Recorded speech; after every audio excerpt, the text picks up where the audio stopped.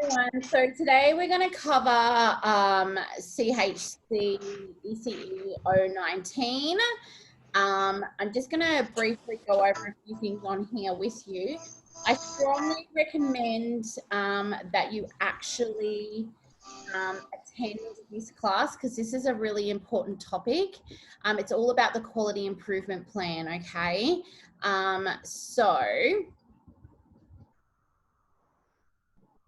This is about facilitating compliance and education services. Okay, now I just want to double show you something in here in your APEX resources. See how there's this little folder here? I've actually put information about the assessment and rating process. I've also attached a template for the quality improvement plan, and I've talked about the cycles of assessment and rating. Okay, the first thing that before you even start this assignment is you have to have an understanding of what the National Quality Standards is and why childcare centres have the assessment and rating process, okay? So what I'm going to do is I'm going to quickly play you some videos on that so you get an understanding.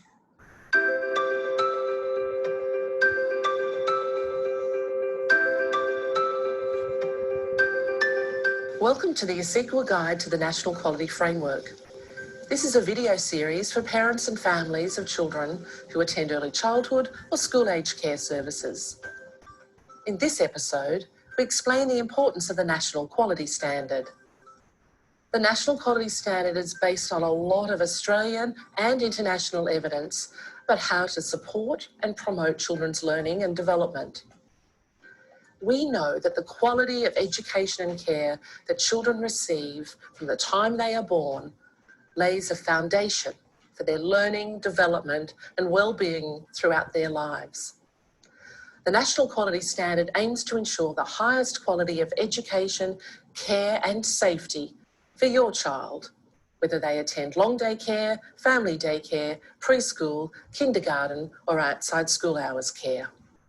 The National Quality Standard is very closely linked to two main national learning frameworks: the Early Years Learning Framework and the School-Aged Care Framework. You might also hear the Early Years Framework called Belonging, Being, Becoming, and the School-Aged Care Framework is also called My Time, Our Place. By linking the National Quality Standard to learning frameworks, we are helping services create strong educational programs supported by high-quality practices. The National Quality Standard places your child at the centre of the new quality system, and it requires educators to pay careful attention to your child's needs, ideas, suggestions and behaviours. The standard also recognises that families have a very important part to play in working with educators and services for the benefit of their children. The National Quality Standard is made up of 7 quality areas: educational program and practice, children's health and safety, physical environment, staffing arrangements, relationships with children, collaborative partnerships with families and communities, and finally, leadership and service management. The quality areas contain 18 specific standards. The standards all have one thing in common: they support each child's individual learning and development needs.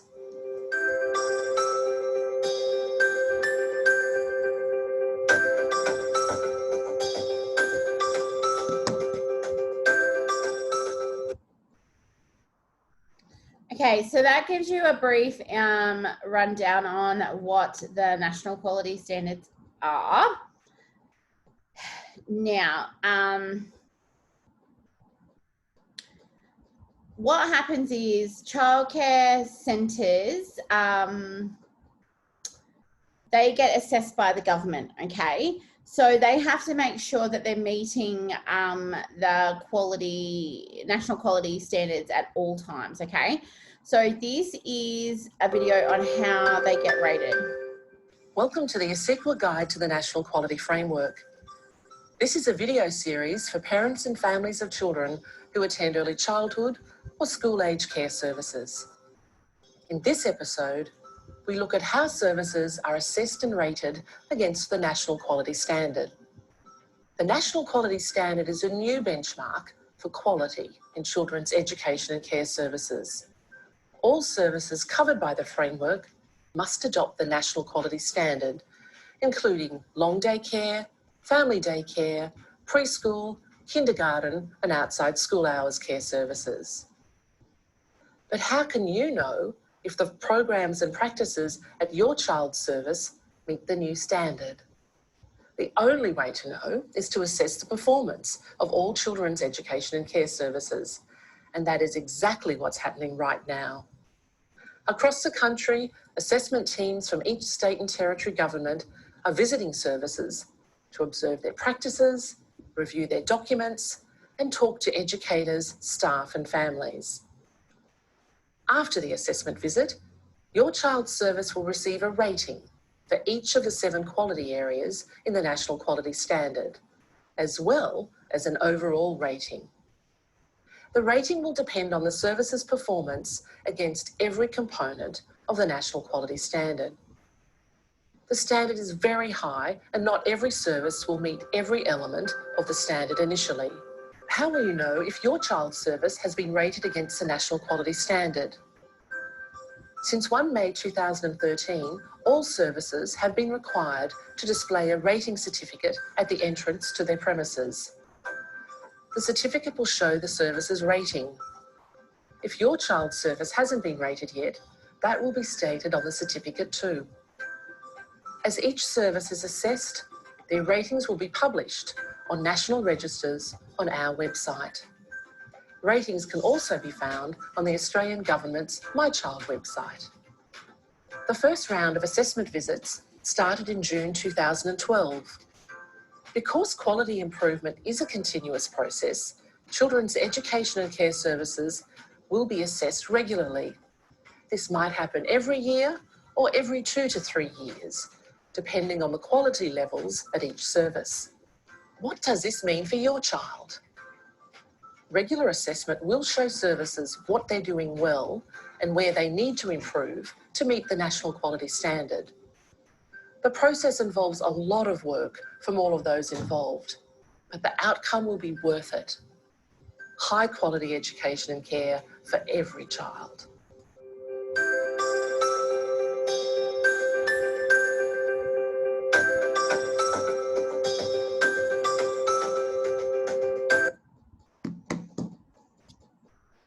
Okay, so that's that information. What is a quick? Now I'm going to touch base on what the quality improvement process is.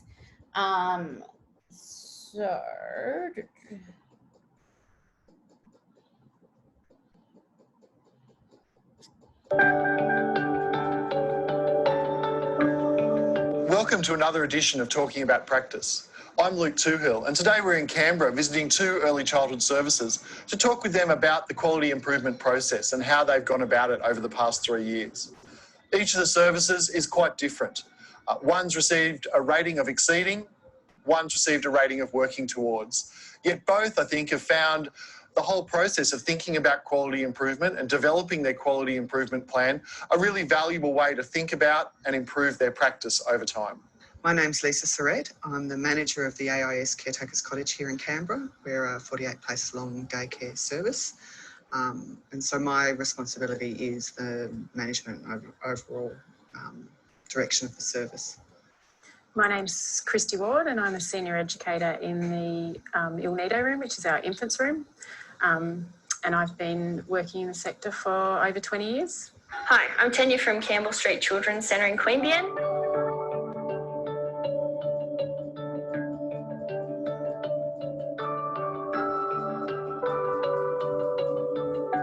We did some training as a staff team around what the quality standards were and what the quality improvement plan looked like. So we did some online training. We did use some video resources, some ECA resources, and got together and did some thinking around that so that people got a bit more familiar with the standards and the framework and what a quality improvement plan looked like, so that, you know, that gave us a bit of a starting point. We had some really good resources that we used to get us all on the same page. We brainstormed, obviously, what the sort of the key areas that I thought that we needed to develop. From then, actually, that was quite broad. So now moving through what we've learnt and how we've sort of evolved, it's become more specific to what we sort of need, and it links more into our centre, our strategies as a service, what we want to achieve in our mission statement, and also it links into other things like our workplace health and safety management plan and things like that. So it's become more specific, and it links a lot more into other aspects of the service. I think in a lot of ways being involved in the accreditation process is helpful. So we were certainly used to self-assessment and self-reflection, because we had to do that through accreditation. So yeah, I think that was helpful for us, but we did need to get used to a different focus. Certainly thinking about what we did well in terms of the quality standards, and thinking about it a bit differently rather than just ticking boxes.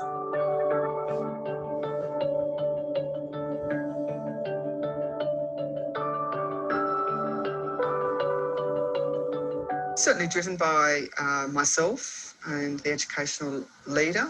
So there needs to be somebody who's making sure it all happens and gets submitted on time and that sort of thing. But we worked with families, we worked with children, so everybody in our community was involved. Yeah. And so different staff took on responsibility for different quality areas and collecting evidence or thinking about it or asking questions, so that, you know, there was full involvement, and helped people get familiar with the standards themselves, as well as familiar with the QUIC process. I feel that the Quality Improvement Plan gave me an opportunity to really note down and think through what I was trying to achieve and what we as a service were trying to achieve. And it made me look at different aspects of our service. It wasn't just the physical environment, things like that. So it made me think through my outcomes a lot more and how I was going to achieve that. So I felt like it gave me a process to follow, and that it was it's a way to show people what you're doing and how you're going about it. And I think that process also allowed for staff that had a particular interest in areas to actually get involved in those areas, and sort of, so everyone got to have a say, particularly in areas of interest, which made it just an easier process, I think.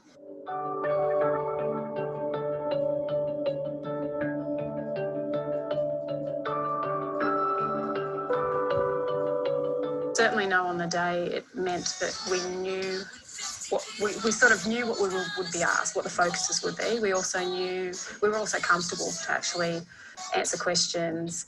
So I think that made the whole assessment process easier, I know, from educators' perspective. So everyone on the day came to work like it was a normal day, and, you know, did what we do, and that was... Yeah, and that was certainly something that beforehand we were emphasised with all the team, and we had casual staff working for us on that day, that this is a day like any other day, that you should be just doing the practice that you always do, because that's what the assessor wants to see, and you should just be answering the questions as the best you can, because that's what the assessor wants you to do. So there was no sense of stress. There was nothing new for educators. There was nothing new for children. You know, there wasn't new resources out there. There wasn't new ways of doing things. So, you know, it was really felt really comfortable on the day. After the validation process, I mean, that became another stepping stone or springboard into our new quality improvement plan, because it gave us things that we needed to work towards and think about a little bit more. So that it identified. Yeah, absolutely. So our validation report actually provided a little bit of a self-assessment for us as well, anyway, to move forward into our new quality improvement plan.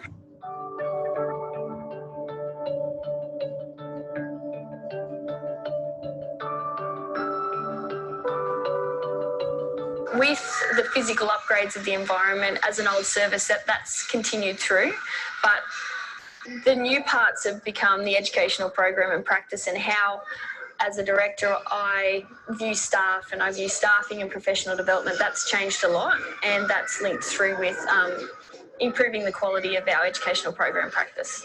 I would say that we're not focusing as much on the upgraded physical environment. I'd say now it's more about using that physical environment to meet those educational outcomes that we really want to achieve. So I think that we've upgraded most of the environment now, so now we can see where we can go as a blank canvas, but also that environment has then formed the basis for changes to how we do things, because we've changed structures of the rooms, we've changed our routines to suit our environment, so it's changed pretty much everything. I think as a staff we're very enthusiastic about moving forward now because we know where we've been and we don't want to go back there. We've done it once, so we're still refining how we do it. I think we've still got goals related to the planning process, including trying to engage families, children differently, find innovative ways to get that kind of input, so you're not just sending out surveys all the time, or you're finding ways to engage all those. You always get some families who engage, so engaging those families who maybe don't. So we're still refining that, finding ways to get all educators more involved. I mean, you can always do things better. So certainly in terms of the QIP itself, I think we're continuing to grow how we do that. How we record what we do well, I think we could do better next time. So put children's voices, put family voices in there differently in the report itself. So I think we've probably approached it with more confidence this time round though, because we've been through it before. So we've been through the process now. There's really no unknown. So I think that's we'll make it easier once you've been through it once and you understand the process. One of the best things about the EYLF is reflection. I think that previously we weren't doing it enough. We were just getting caught up in the day-to-day. And now that we're reflecting more, we're actually finding that we're evolving more as a staff and as a team. And it's just benefit the children to no end. It's wonderful for them. There's so many more learning objectives that we can meet because we're actually thinking more about what we're doing. And the staff have really come together as a team. And I do think that, one of the aims of the EYLF and the NQS was raising the standard, and reflective practice is part of that. And I think on the whole, the sector's embraced it as a really positive thing. I do think we also, though, put together some really effective strategies to encourage reflective practice. And one of those, we have regular pedagogical meetings where staff come in and, just might share a reading and then discuss it and then think about practice and talk about how that practice, they might do critical shared thinking or something. And so then they'll talk about how that works for them in their space and how they've done that. So, those sorts of meetings have really helped educators become reflective in their practice. Sometimes it's just the little things, discussions with parents, or a parent might come in and ask us, how do you build in Aboriginal or Indigenous learning into the service, or how are we going to be reflected in your service? And then that sort of a comment makes you think about, well, actually, how is that happening? It's thinking about these sorts of comments and how we can reflect that through our quality improvement plan. Are we building in cultural competence and things like that? It's thinking more about our practice as well. It's broadened what we need to include, but at the same time, it's made us think more concise about how we're going to do it, because you have to have specific strategies that you're going to achieve it in a certain time frame. So it's thinking about how we're going to be more practical in our approach. We have a blog on the centre intranet where we might post questions related to a particular part of the framework or the standards and invite conversations to start. So we have that happening, and that's a really good way to get feedback from educators. We also have provocations in the staff room. So at the moment we've got a provocation outside the staff room door that explores some thinking about the physical environment and children's agency. So staff get to just write their ideas down, and that can be incorporated down the track in QIPs, or it can simply be used as a reflective tool for educators. We're also feeding that back through in our newsletters to families and encouraging them to be part of those conversations. So being more reflective, which then feeds through to conversations that we're having on a daily basis. There's been some feedback. We've got iPads set up next to our sign-in sheets, and so there's been some feedback on some of those that have come through. It's finding a way to document those conversations in other forms that are, that parents can engage with. Yeah. So I think there's still a lot we can do in that space. So I think we've got some really innovative ways of getting educator input in different ways. I think what our challenge now is to get, to explore those with families as well. So I've created a quality improvement plan that's a visual photo book. So I find that families, they don't have enough time to sit there and read through and even just understand how we formatted things and the links to the framework. So I think it's really important to show them visually. So we've used a photo book so that we can show the progression of where we've come from in the last few years and show how our quality improvement plan has changed. And even just demonstrating visually what our outcomes were, what we were trying to achieve and how we were going about it and why we were doing that. So I find it's more beneficial to use photos and things like that because it's really easy, simple glance, and you can understand the progression. And also it shows the relationships that were developed through that time and through those challenges that we faced as well.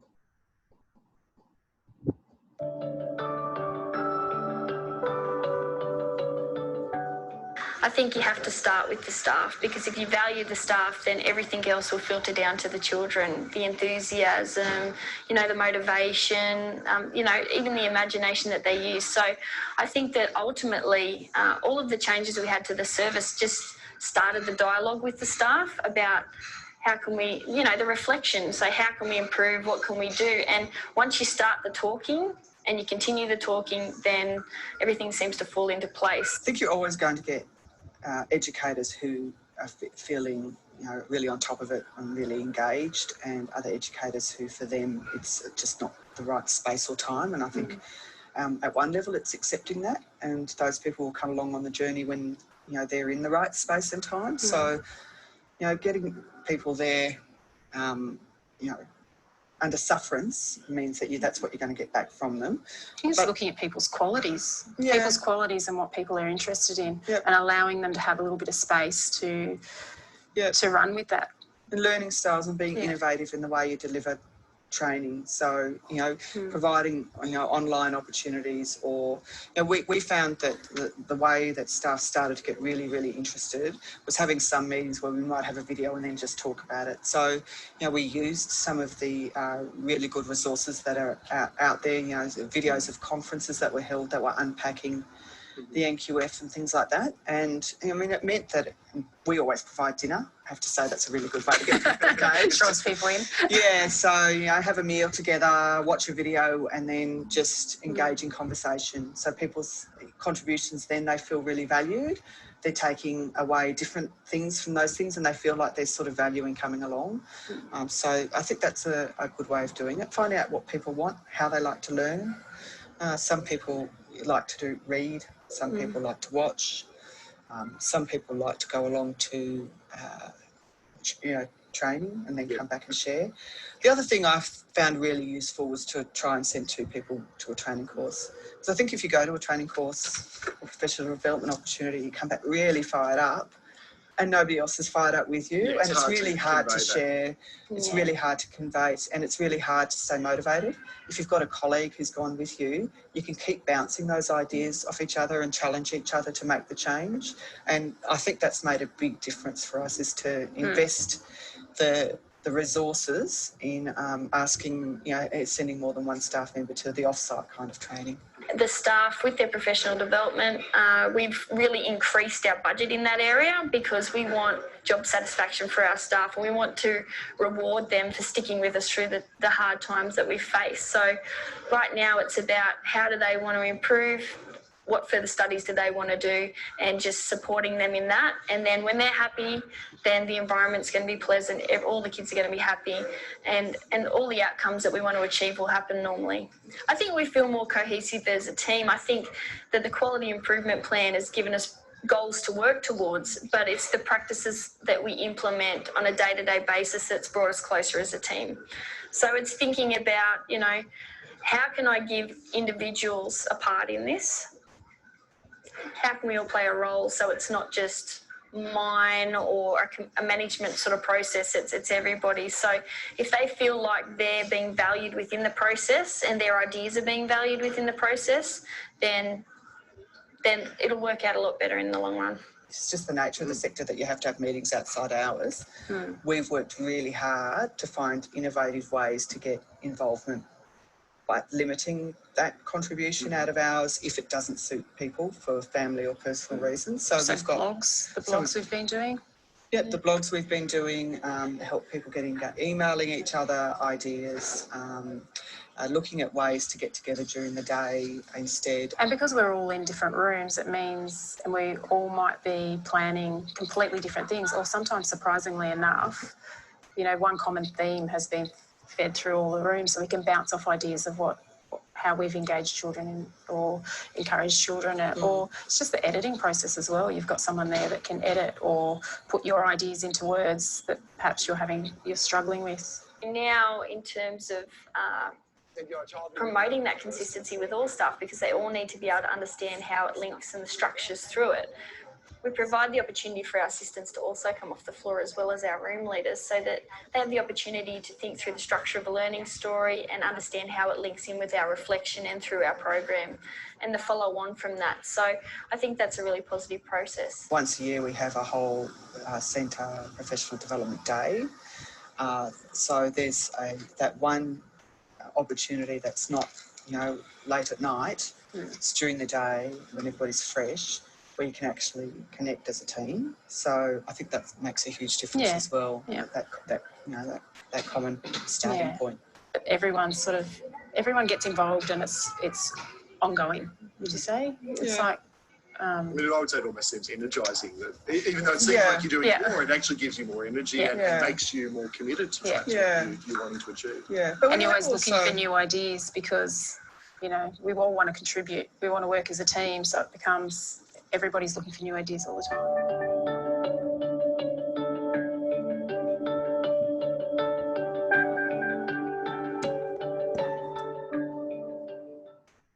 Okay, so now you get an understanding. So I'm going to quickly jump into the assignment. Sorry, as soon as this stops playing. Perfect. Okay. So I'm not going to go over the questions in the assignment. I'm just going to go over the last question. Now, where did it go? Sorry, everyone. I downloaded it. Now I can't find it. So,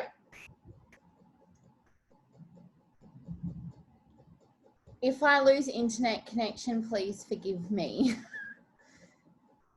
Okay, let's be quick. We have a massive thunderstorm coming, and my lights and electricity just flickered. Okay, let's do this. So I'm not going to go through all of these questions.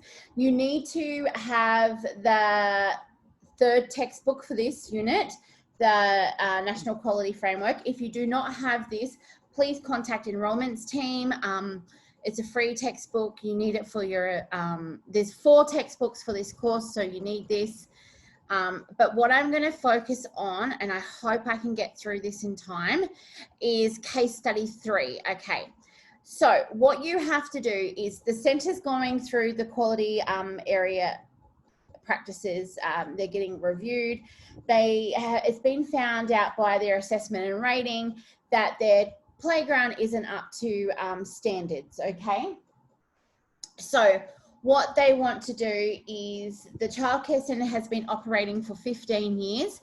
It's a 60-place centre that caters for children from 6 weeks to 6 years of age. There are 2 rooms. So this is really crucial that you understand this. 2 rooms. So the first one has 10 children up to 2 years.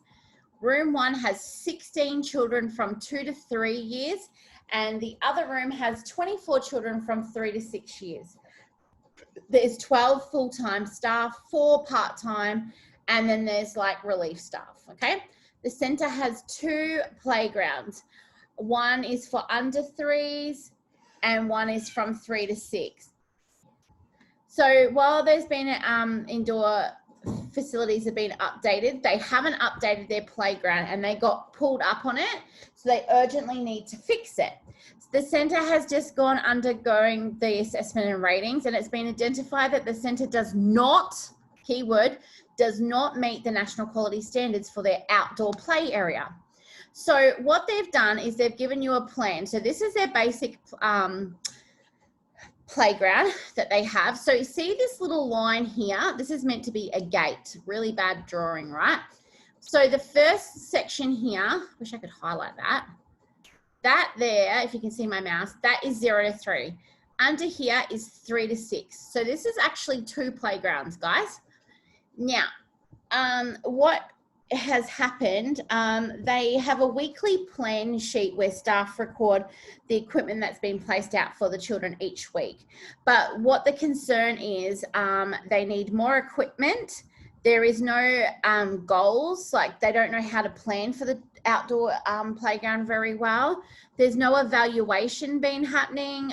Staff tend to stand around. They're not getting supervised. They're not supervising very well. And they barely engage in play or interacting with the children, except when it's behavioural issues with the children, okay?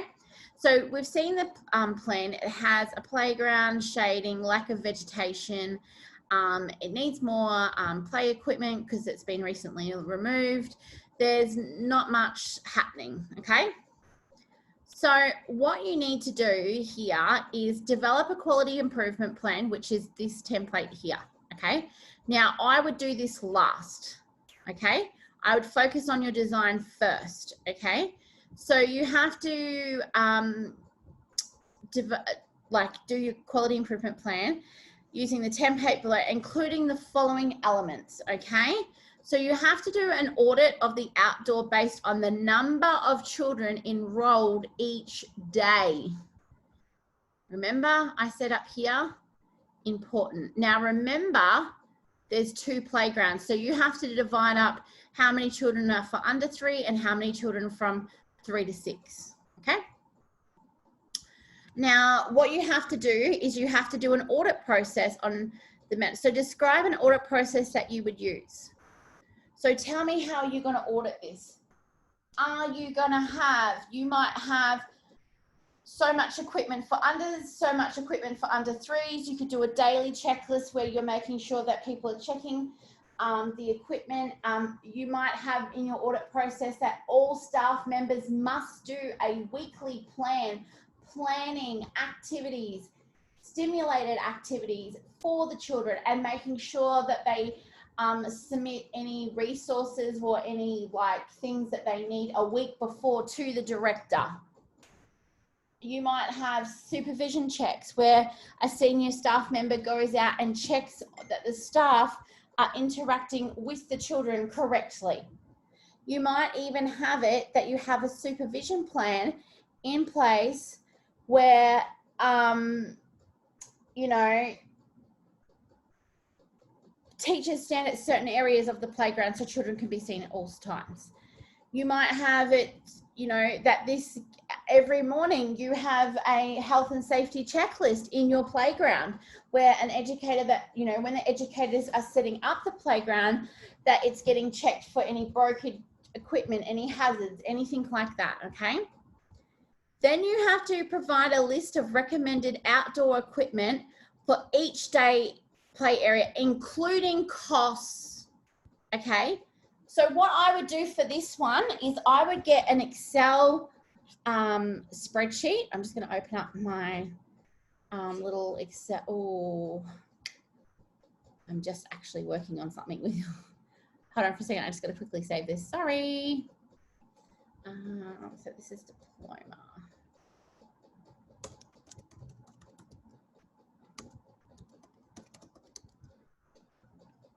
Sorry, everybody.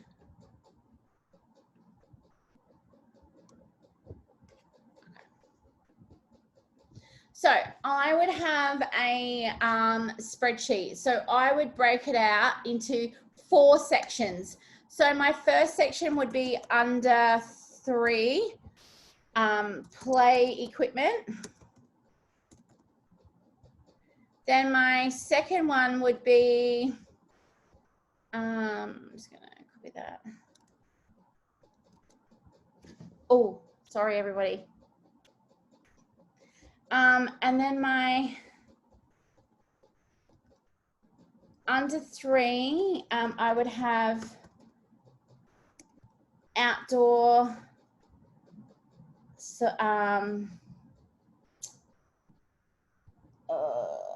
outdoor setting. Oh, I've got to be so quick. Okay, and then my second one is over 3 play equipment, and then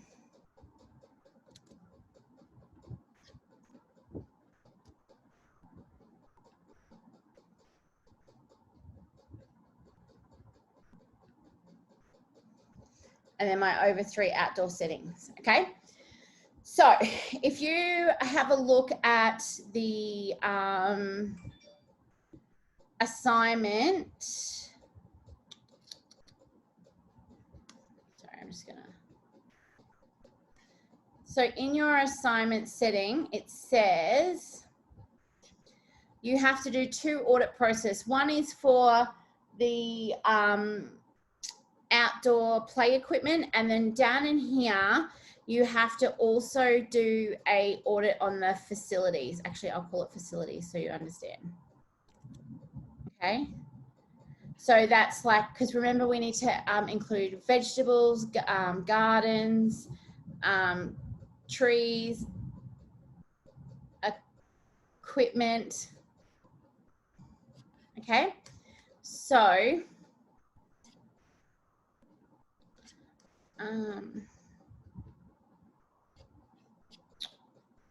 sorry, I've just lost my,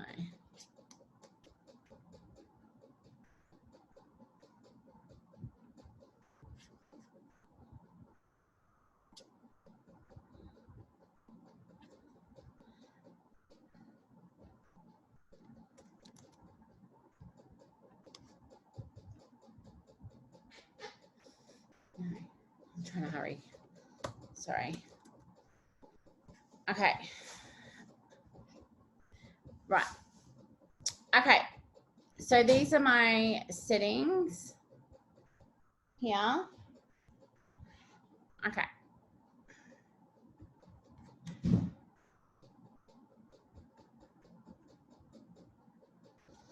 Right.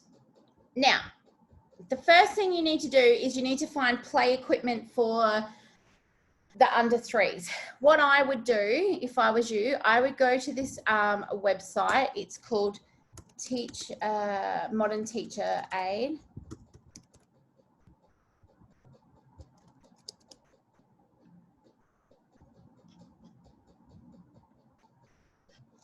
Now, this is a website where most of the childcare centres order all their stuff from, okay?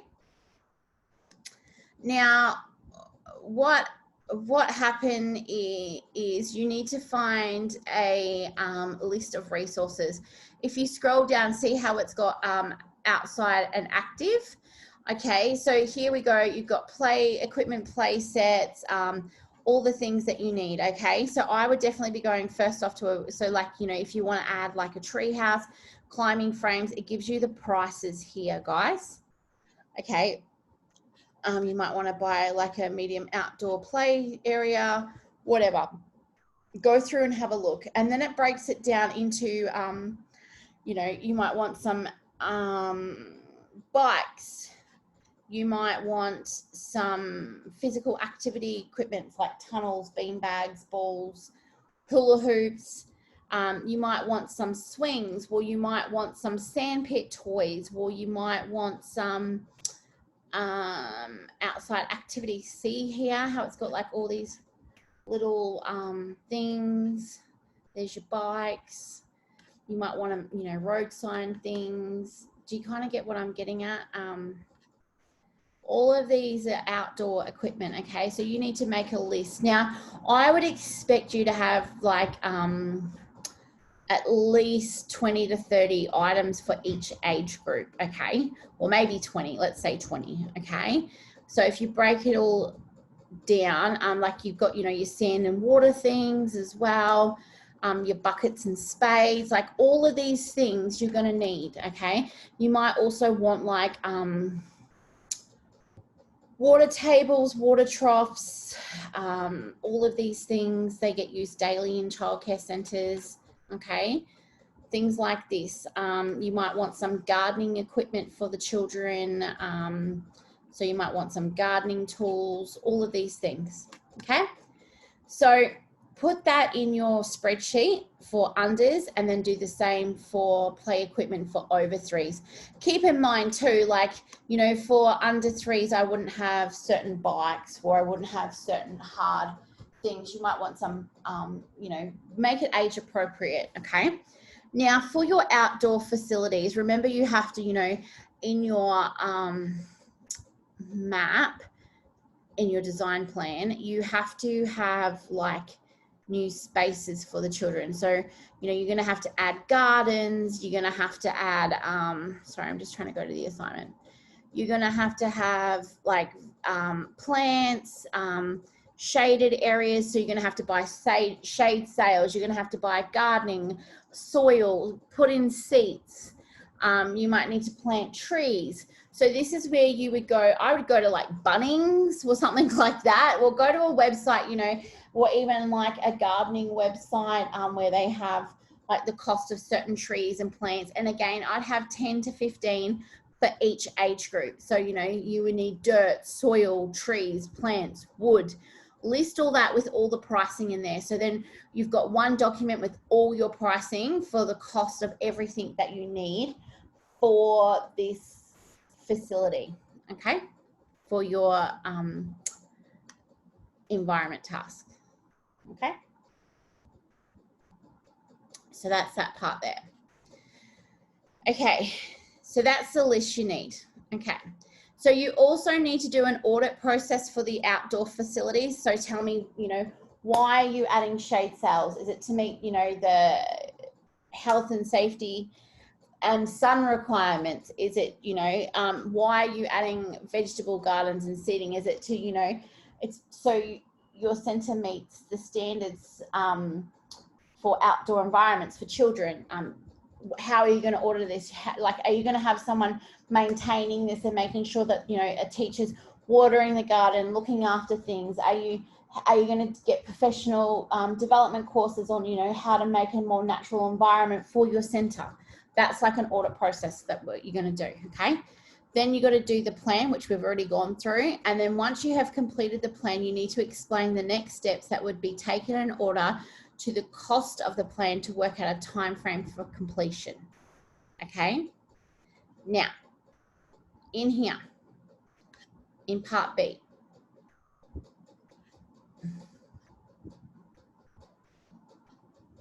so you need to answer all these things, okay? What I would do is I would just answer them like this under each question, if that makes sense. So then you know that you're not missing any question, okay? So in the first one, what is the time frame completed for each thing? So, you know, you might break it up and say, look, you know, I'm going to buy all my resources. It might take me a few weeks because it needs to be shipped, and we might, you know, need to work out what is more urgent and what's the budget. We might need to do some fundraising for the centre. We might need to do, you know, some planning with the parents. Can anyone volunteer their time, like putting up gardens together? And, you know, are we going to have a staff working bee to reduce costs? What are we going to do? Okay, so that's a time pressure. Would you recommend, sorry, the next question, recommend who would be responsible? So it'd be like management, the childcare owners. What role will the staff members play? Who would be consulted first and during this process? So you would definitely have to go to the owners and management, because they're going to have to pay for all of this. Are they willing to pay for everything up front, you know, to get things done? The next question is, how often would the QIP be reviewed? So that's the quality improvement plan. Are you going to review it daily, monthly, weekly? What are you going to do to make sure that you cover all these areas to make sure that this job is going to get done? Okay. Now, in here is your quip. Okay. So what I would be doing, what goal would you want to seek? I would be mapping in your quality improvement area. This is where you map this out. Okay. And you've got to link it to the national quality standards. So you've got to link it that area in there. By now, you should know what the national quality standards are. If you don't, please look it up and read them because you won't get this task right, okay? So what outcome do you see? So it could be like, you know, you could put here, ordering all of the equipment, building the vegetable garden, you know, having a working bee to make sure that the staff and parents do the landscaping. It could be having staff training on setting up the environments to making sure that, you know, the children are getting quality activities happening outside, okay? Tell me, is it a low, medium, high priority?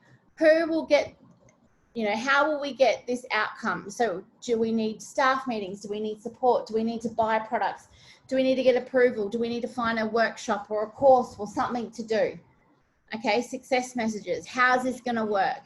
You know, we want this to be happening now. You know, this will improve this step here. This will make this better, you know, when by a week, 2 weeks, a month. You got to plan it all out, okay? Progress notes. Write down how things are going. Do we need, you know, to extend the time? Do we need extra support on things? That's where you put all that in there, okay? So in process part B, okay, the audit recommends that you've completed. Prior to finishing this, you've asked feedback from the families using this service. Describe how you would go about this process. How are you going to get feedback from the families, okay? I would be emailing parent surveys. I would be, you know, putting out questionnaires, sending out newsletters, asking parents, what do you think, you know? The next one, management role is not able to afford all the improvements at this time. As a part of the quality improvement process, you are required to make recommendations for the work to be completed in stages. So how are you going to do that? Prioritize and say, okay, this is more important than this, okay? Well, you know, we can cut costs by doing this. Well, we could, you know, we could recycle things. We could get funding for things. Do all that, okay? So basically that is that in explain how to do that case study. It is a big one. If you know, are unsure, please attend the class when we have this on your Zoom meeting. Please check out the timetable. And if you're still stuck, please book a one-on-one support call with me. And you can do that by emailing admin@apex.edu.au. Thank you.